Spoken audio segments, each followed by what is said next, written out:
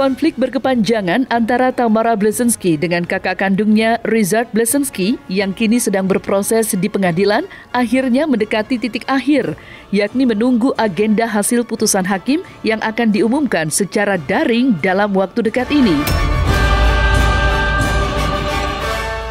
Seperti diketahui, Tamara digugat 34 miliar oleh sang kakak terkait biaya pengobatan mendiang ayahnya dahulu. Dari situlah aktris kelahiran Bandung 48 tahun silam itu terlibat perselisihan panas dengan sang kakak.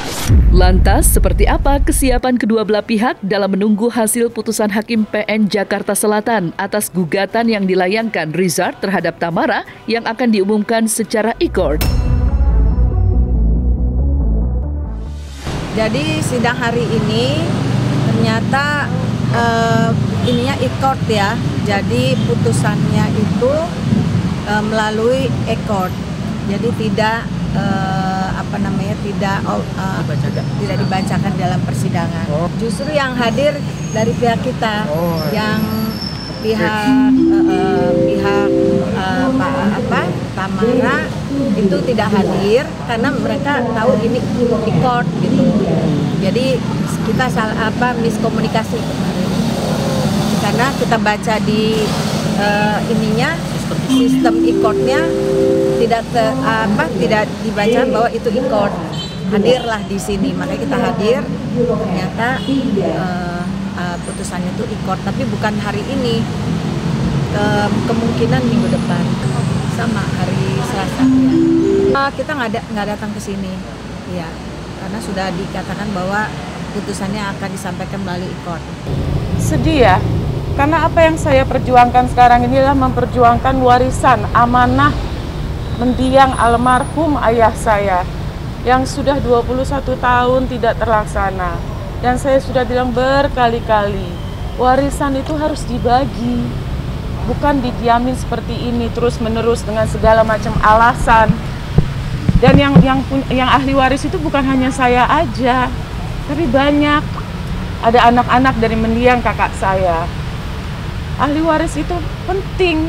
Tidak bisa merasa bahwa hotel itu kita yang punya. Nggak bisa. Warisan harus tetap dibagi sesuai dengan amanah surat wasiat yang syah yang dicap oleh konsulat di Perth, Australia.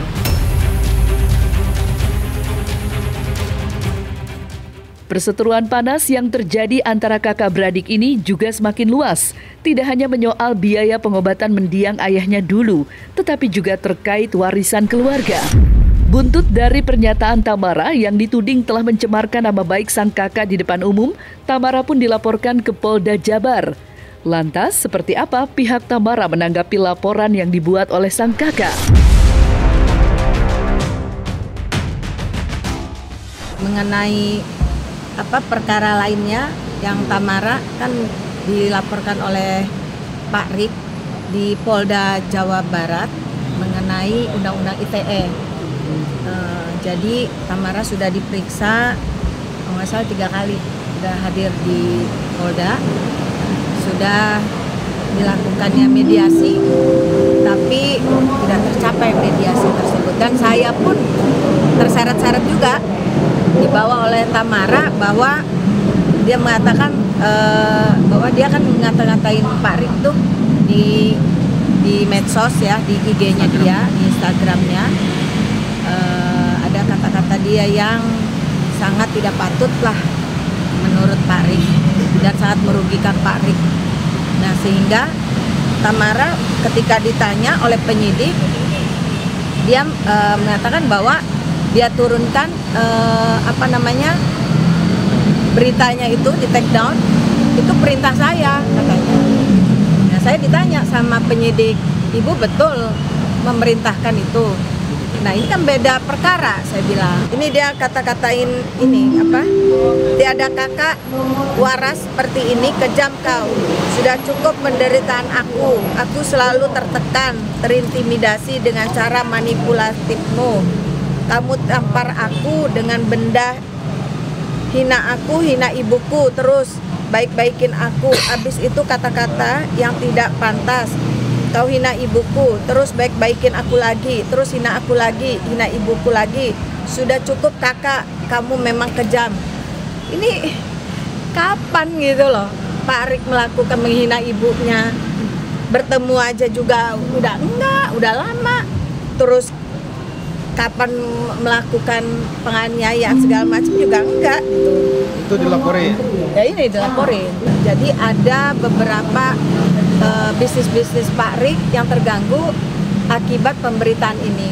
Jadi udah beberapa investasi yang ke perusahaan juga kepada pihak lain yang sekarang itu jadi mandek gitu. Ya nggak ada kejelasannya karena dianggap ya mungkin ya dengan pemberitaan inilah akhirnya banyak yang bisnis dengan Pak Rik itu ke hold gitu. Kalau dinominalkan mungkin Sekitar 1 juta sampai 2 juta US. Dia sih gagal. Terus juga sudah ada saksi ahli. Nah, waktu itu dia pakai pengacaranya Hotman Paris. Terus sekarang udah diganti dengan kalau nggak salah Hendrioso. Bukannya kecewa lagi. Selain saya dituntut 34 miliar oleh abang saya sendiri, dia juga meminta untuk menyita warisan saya. alasannya apa itu? Ya, di dalam gugatan perdata ini. Di dalam gugatan perdata. Detailnya seperti apa untuk menyita aset ke Tamara? Ya, di dalam gugatan perdata ini dimasukkan bahwa untuk gugatan ini untuk dimohonkan sita atas saham milik Tamara. Kan gara-gara membayar uang pengobatan seperti itu amat sih.